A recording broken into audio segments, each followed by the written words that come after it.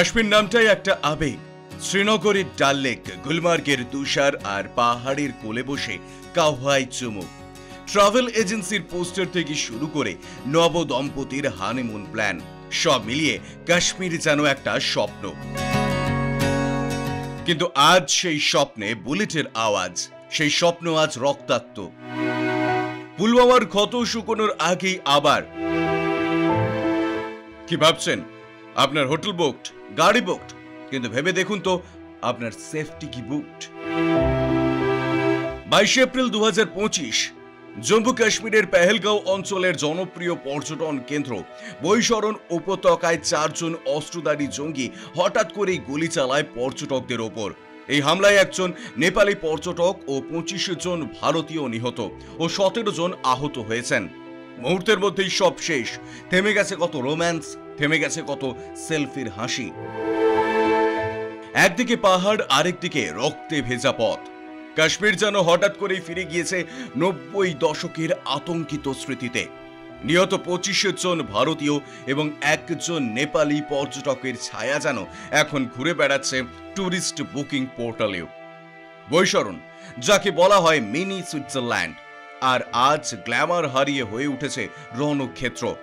এই হামলা শুধু জীবন কেড়ে নেয়নি, কেড়ে নিয়েছে বাঙালির সেই চিরন্তন স্বপ্নকে।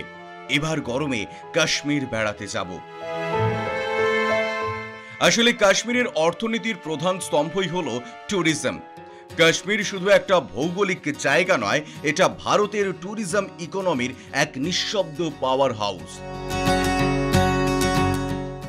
প্রতিটা পাহাড়, প্রতিটা হাউসবোট, প্রতিটা ড্রাইভার, প্রতিটা শাল বিক্রেতা এই অঞ্চলের অর্থনীতির ইকোসিস্টেমের এক একটা কগওয়েল। একজন বাবা যার গাড়িটাই হয়তো পরিবার চালায়, একটা হোটেল স্টাফ যার মাসিক বোনাসটাই হয়তো নির্ভর করে এপ্রিল মের বুকিং এর ওপর, একটি কিশোর যে ট্যুরিস্টদের ছবি তুলেই হয়তো কলেজের ফি দেয়, একজন শাল বিক্রেতা যে বলে এই শালটা নিয়ে যান দিদি, দেশে ফিরে মনে পড়বে আমার কথা, কাশ্মীরের কথা। আজ এরা সবাই চুপ, কেউ কথা বলছে না, শুধু তাকিয়ে আছে বুকিং বাতিল হয়ে যাওয়া ক্যালেন্ডারের দিকে। 22 এপ্রিলের জঙ্গি হামলার পর কাশ্মীরের পর্যটন খাত যে শক ওয়েভে কেঁপে উঠেছে, সেটা কিন্তু একদিনের ঘটনা নয়। এটা একটা দীর্ঘমেয়াদী অর্থনৈতিক আফটার শক, যা স্থানীয় অর্থনীতিকে একটা বড় অনিশ্চয়তার দিকে ঠেলে দিচ্ছে। কাশ্মীরের অর্থনীতির মোট উৎপাদনের প্রায় 8.5% সরাসরি পর্যটনের ওপর নির্ভরশীল। প্রায় 40% মানুষ হোটেল, ট্রান্সপোর্ট, হকার, হাউসবোট মালিক, শিকারা চালক, পানিওয়ালা, গাইড সবাই ডাইরেক্ট বা ইনডাইরেক্ট ভাবে পর্যটনের সঙ্গে যুক্ত। শুধু 2023-এই কাশ্মীর ভ্যালিতে 2.5 কোটিরও বেশি ট্যুরিস্ট ভিড় করেছিলেন। সরকারের হিসেব অনুযায়ী 2023-এ জুলাই সেপ্টেম্বর কোয়ার্টারে কাশ্মীরের ট্যুরিজম খাত থেকে যে রাজস্ব আদায় হয়েছে তা প্রায় 2750 কোটি টাকা। এবছরের প্রজেকশন ছিল 3 কোটিরও বেশি ট্যুরিস্ট ফ্লো, আর রেভিনিউ লক্ষ্যমাত্রা ছিল 4800 কোটি টাকা। কিন্তু বৈশরণের এক সন্ধে ওলট পালট করে দিয়েছে সব হিসেব। শ্রীনগর, গুলমার্গ, সোনমার্গ আর পেহেলগাঁও এই 4টি জায়গা থেকে মাত্র 48 ঘন্টার মধ্যে 70% বুকিং ক্যান্সেল হয়ে গেছে। গোয়াই ভিভো, ওয়ো, এয়ারবিএনবি বলছে শুধু বাংলা ও গুজরাট থেকেই 2000-এর বেশি ফ্যামিলি ট্যুর প্যাকেজ বাতিল হয়েছে। হোটেল মালিকরা বলছেন last minute cancellation is worse than no booking at all, কারণ এতে রুম তো খালি হয়, সঙ্গে অপারেশনাল খরচ বেড়ে যায়। আতঙ্ক শুধু ট্যুরিস্টদের নয়, আতঙ্ক ছড়িয়েছে সবার মধ্যে। ভেবে দেখুন তো এই মুহূর্তে কাশ্মীরের ড্রাইভারদের মধ্যে কি অসহায় অবস্থা। প্রতি বছর মার্চ জুলাই মাস মানেই হাই সিজন। এই সময় একটা গাড়ি দিনে 3টে পর্যন্ত রাইড দেয়। এই বছর তাই হওয়ার কথা ছিল, কিন্তু একটা রাতের আতঙ্ক শেষ করে দিল সব স্বপ্ন। এই গাড়ি ব্যবসার সঙ্গে জড়িয়ে আছে প্রায় লাখখানেক পরিবার। ড্রাইভার, খালাসি, মেকানিক, মালিক, পেট্রোল পাম্প কর্মচারী সবাই একটাই চেনের অংশ। যেটা বলছে গাড়ি বুকিং অ্যাপে 65 থেকে 70% ক্যান্সেলেশন। আবার অনেক রুটে গাড়ি চলাচল আপাতত একদমই বন্ধ। এমন একটা সেক্টর যেখানে গাড়ির প্রতিটা রাইড মানে একটা পেট্রোল পাম্প রিফিল, একটা চায়ের দোকান স্টপ, একটা মেকানিকের কাজ, একটা হোটেলের চেক ইন, এই মুহূর্তে সব বন্ধ। আর যারা লোন নিয়ে গাড়ি কিনেছেন তাদের মাথায় এখন একটাই হিসেব, ইএমআই ভার্সেস এমটি রোড। কারণ রাইড না থাকলে ইনকাম বন্ধ, আর ইনকাম বন্ধ হয়ে গেলে ইএমআইও বন্ধ। একবার ভেবে দেখুন তো ওই মানুষগুলোর কথা যারা সারা বছর পরিশ্রম করে আপেল ফলান, এরপর শীতের আগে ট্রাকে তুলে দেন দেশের অন্যান্য প্রান্তে পাঠানোর জন্য। কারোর কাছে এক ঝুড়ি আপেল মানে হয়তো তার ছেলে মেয়ের 1 মাসের স্কুলের ফিজ, কারোর কাছে বুড়ো মা বাবার ওষুধের খরচ, আবার কারোর কাছে হয়তো নতুন টিভি, ফ্রিজ বা নতুন মোবাইলের ইএমআই। ভাবুন তো আজ তাদের বুকের ভেতরটা কতটা আতঙ্কে কাঁপছে। চাষিরা আজ মাঠে যেতে ভয় পাচ্ছে এই ভেবে যে যদি কিছু হয়ে যায়। কোনো ট্রাক মালিক রাজি হচ্ছে না দক্ষিণ কাশ্মীর ঘেঁষা রুটে যেতে। আস্তে আস্তে থেমে যাচ্ছে ক্যাশ ফ্লো। বড় বড় পাইকারিরা ফোন ধরছে না, ডিলারেরা সুযোগ বুঝে দাম কমিয়ে ফায়দা তোলার চেষ্টা করছেন।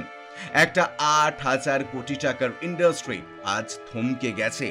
পেহেলগাঁওয়ের জঙ্গি হামলা ভেঙে দিয়েছে কাশ্মীরের মৌসুমী অর্থনীতির মেরুদণ্ড। আচ্ছা, কাশ্মীর বললেই আপনার মনে কি আসে? পাহাড়, পর্বত, আপেল আর হ্যাঁ, ঠিক ভাবছেন, শাল। কাশ্মীরি শাল শুধু পণ্য নয়, এটা কাশ্মীরের ঐতিহ্য, শিল্প, হাজার হাজার মানুষের জীবিকা। এই শাল ব্যবসার ভবিষ্যৎ আজ প্রশ্নের মুখে। এই ব্যবসা পুরোটাই ট্যুরিস্ট ড্রিভেন, আর ট্যুরিস্ট না থাকলে শাল বিক্রি করবেন কাকে? শাল মানে শুধু দোকান নয়, এর পেছনে আছে কারিগর, packaging, distribution, artisan, finance, working capital.